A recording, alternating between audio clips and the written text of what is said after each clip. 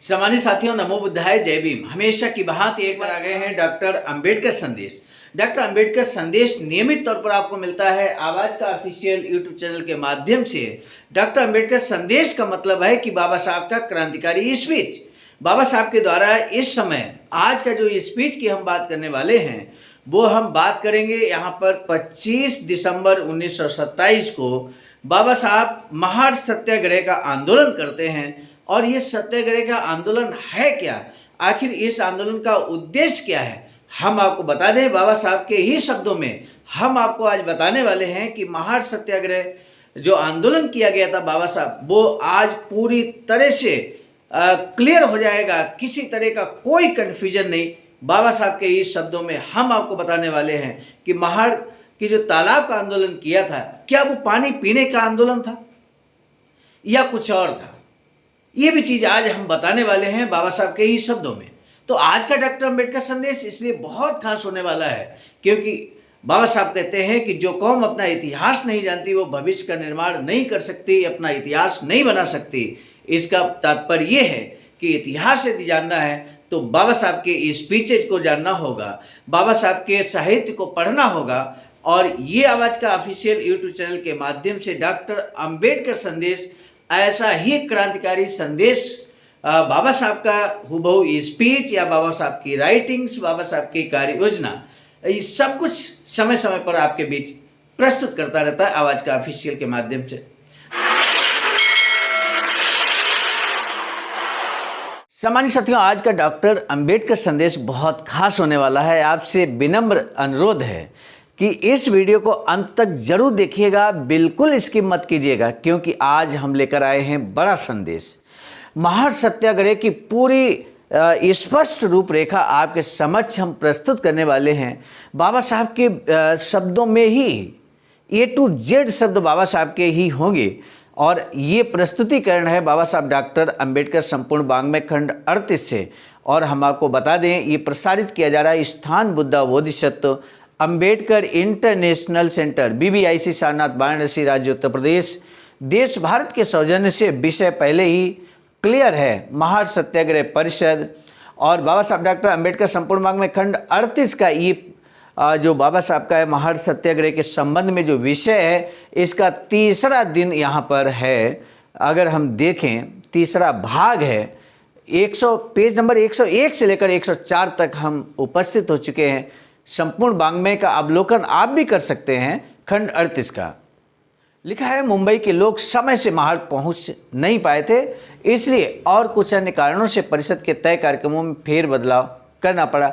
लेकिन तय कार्यक्रमों पर एक नज़र डालने के बाद पता चलता है कि मनुस्मृति को जलाने का कार्यक्रम ऐन समय पर नहीं बनाया गया था।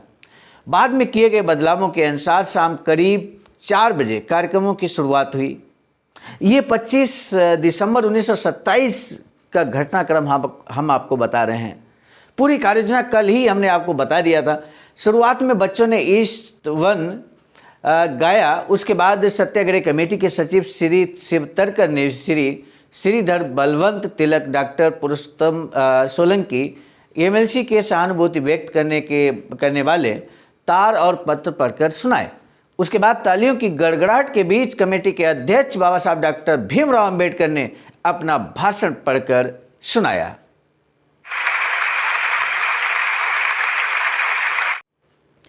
यहाँ देखिए, स्पष्ट एक जो शब्द लिखा है उसको ध्यान देना होगा कि बाबा साहब ने अपना भाषण पढ़कर सुनाया। इसका ये मतलब है कि बाबा साहब का ये स्पीच पूरी तरह से पहले से ही तैयार किया गया था, लिखा हुआ था, और उसे बाबा साहब ने यहाँ पर प्रभावशाली ढंग से पढ़कर सुनाया। क्या कुछ है स्पीच, ये सुनना होगा, जानना होगा, आखिर क्या कुछ बाबा साहब कहते हैं। आज के इस स्पीच को आपको जरूर सुनना चाहिए अंत तक। उन्होंने अपने भाषण में कहा कि सदग्रस्तों सत्याग्रह की कमेटी के आमंत्रण का आदर करते हुए आप लोग आज यहाँ आए, इसके लिए कमेटी के अध्यक्ष के नाते मैं आपका सबका स्वागत करता हूँ। आप में से कईयों को याद होगा कि आप सब मिलकर पिछले मार्च महीने की 19 तारीख को यहाँ पर उपस्थित होकर महार के चबदार तालाब पर पानी पीने पहुँचे थे।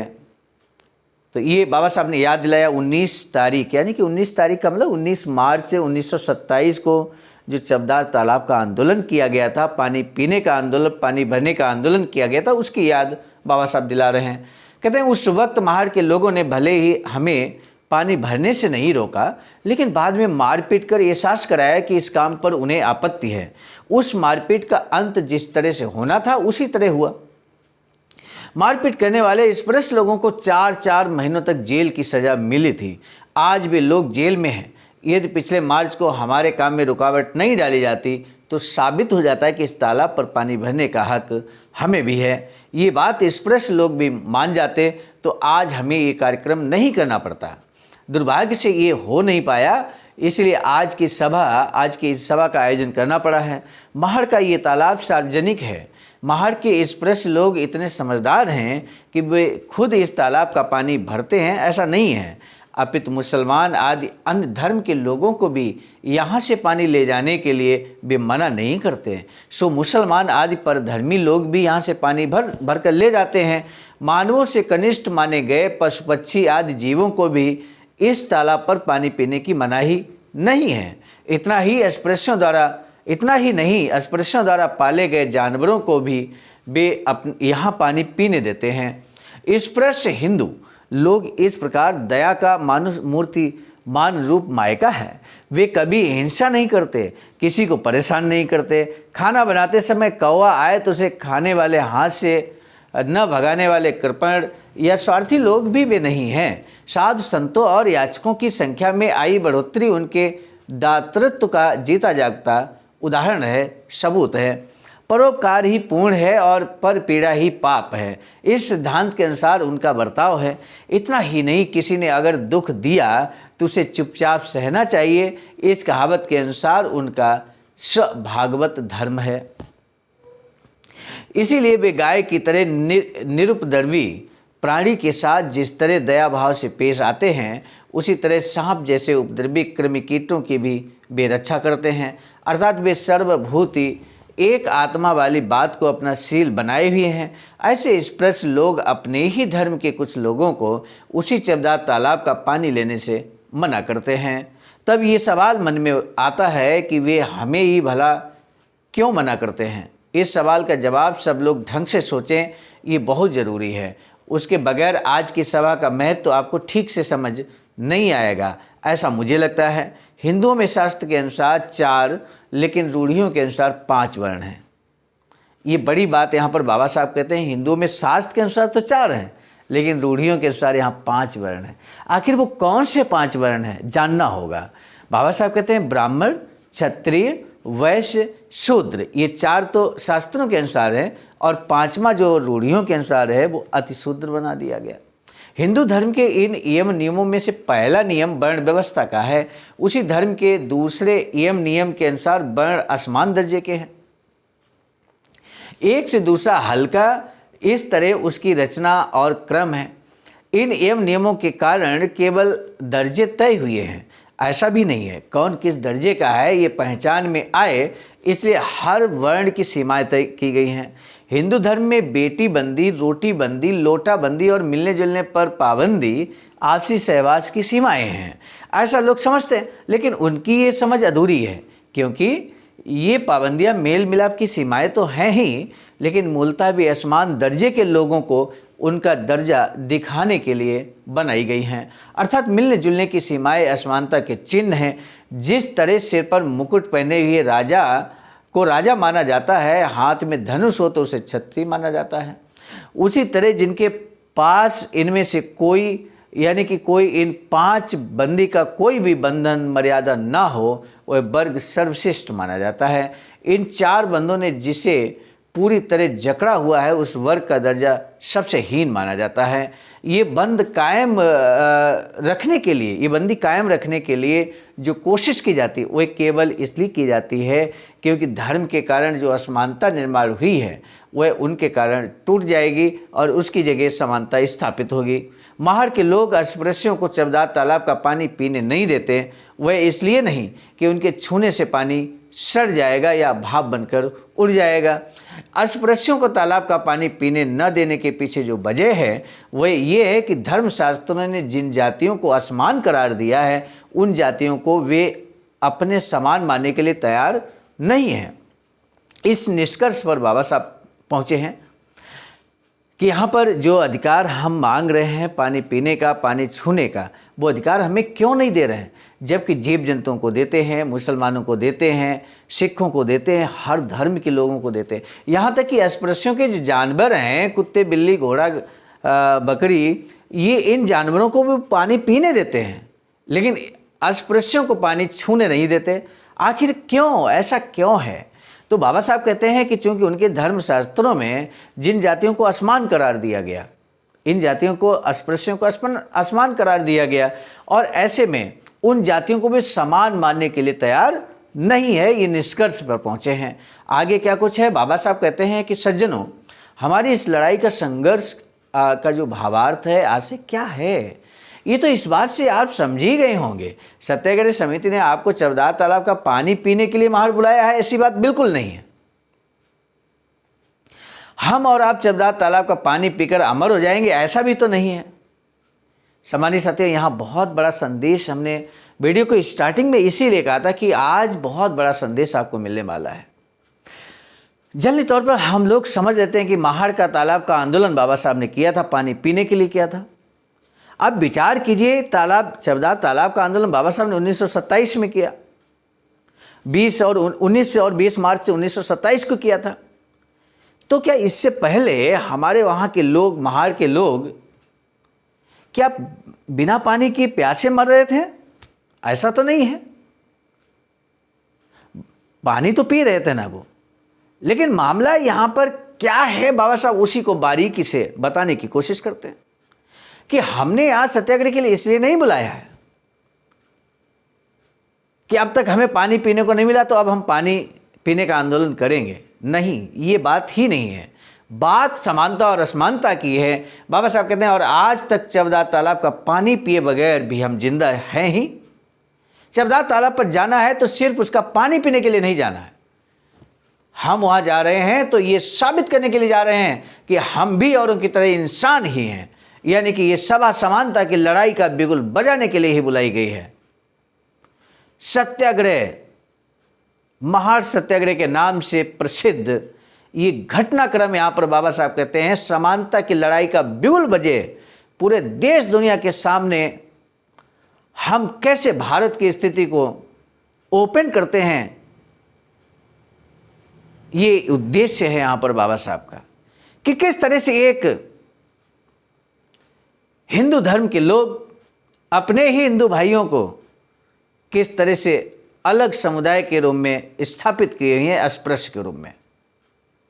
और ये बाबा साहब चाहते थे कि हम किसी तरह से ये साबित कर सकें कि वास्तव में हम हिंदू धर्म का हिस्सा ही नहीं हैं, बल्कि अलग समुदाय के रूप में जीवन यापन कर रहे हैं।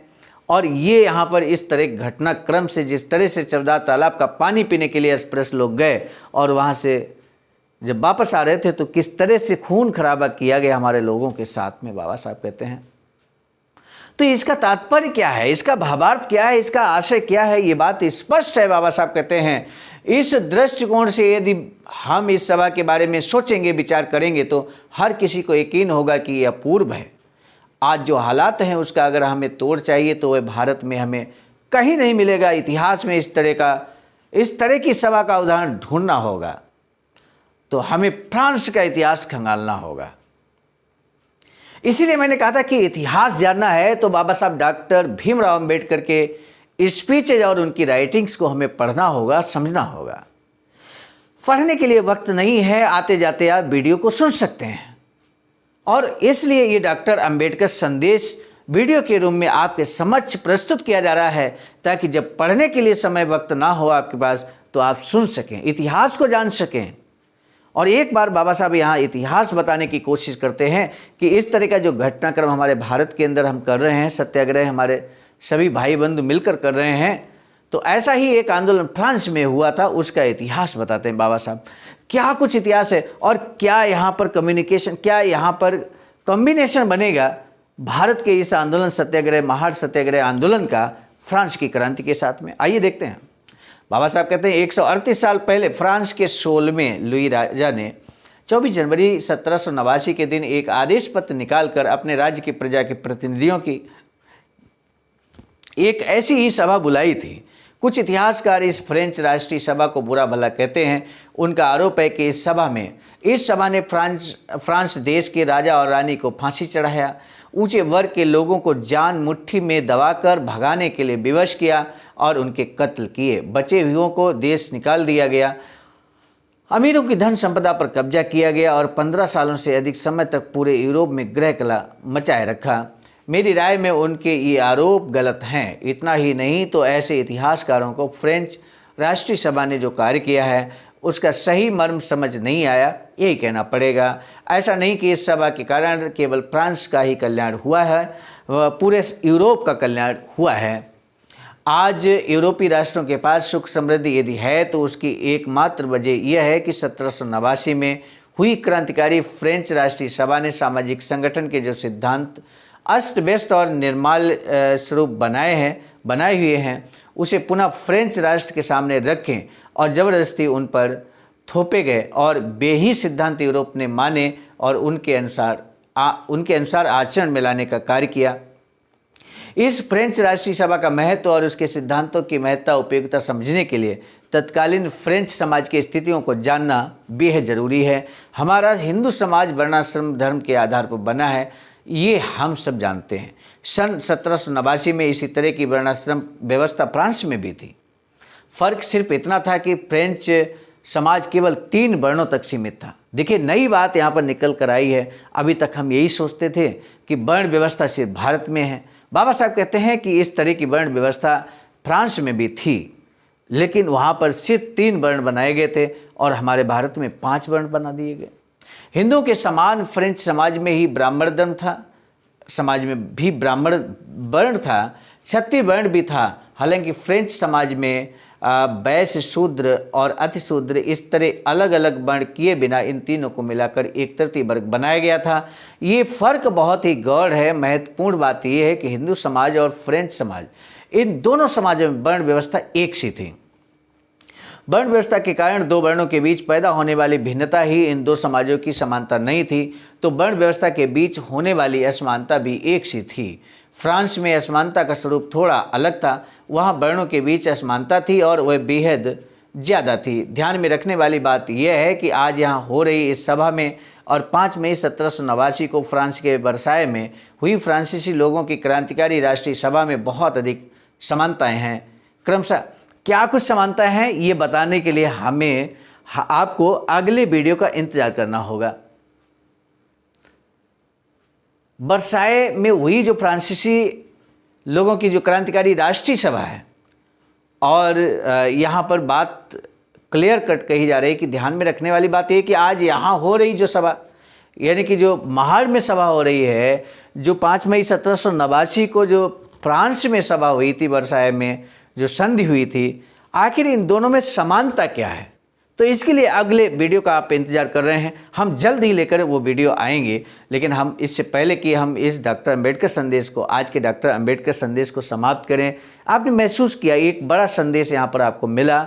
साथ ही साथ हम आपको बता दें, बाबा साहब की एक अधूरी इच्छा वैचारिक सेंटर बनाने की है, जिस पर इस समय निर्माण कार्य लगातार चल रहा। सारनाथ, वाराणसी राज्य उत्तर प्रदेश में हम आपको बता दें, बाबा साहब की अधूरी इच्छा के हूबहू अनुरूप ये वैचारिक सेंटर का निर्माण हो रहा है। आने वाले समय में आप स्वयं इस बात को देखेंगे कि किस तरह से पूरे देश के बुद्धिजीवी वर्ग के लोग यहाँ एकत्र होंगे और ऐसी कार्ययोजना, ऐसी रणनीति बनाएंगे जिससे हमारे समाज का सामाजिक और राजनीतिक आर्थिक उद्धार होगा। इस तरह की कार्ययोजना यहाँ से बनकर निकला करेगी। तो यही आज का डॉक्टर अंबेडकर संदेश का बड़ा उद्देश्य भी है। हम आपको बता दें, आज का डॉक्टर अंबेडकर संदेश हम लेकर आए थे आप तक प्रेरणा स्रोत मिशन नायक बुद्ध मित्र मुसाफिर सर, राष्ट्रीय महासचिव आवाज का नई दिल्ली के नेतृत्व में, और साथ ही साथ आदरणीय विजय कुमार बौद्ध जी, प्रांतीय कोषाध्यक्ष आवाज का बिहार। आप हैं संकलनकर्ता आज के डॉक्टर अंबेडकर संदेश के, और साथ ही साथ प्रस्तुतकर्ता के रूप में मैं स्वयं सर्वजीत आर्य, राष्ट्रीय कोषाध्यक्ष आवाज का नई दिल्ली। पुनः मिलेंगे नए डॉक्टर अंबेडकर संदेश के साथ। तब तक के लिए आप सभी को सादर नमो बुद्धाय, जय भीम।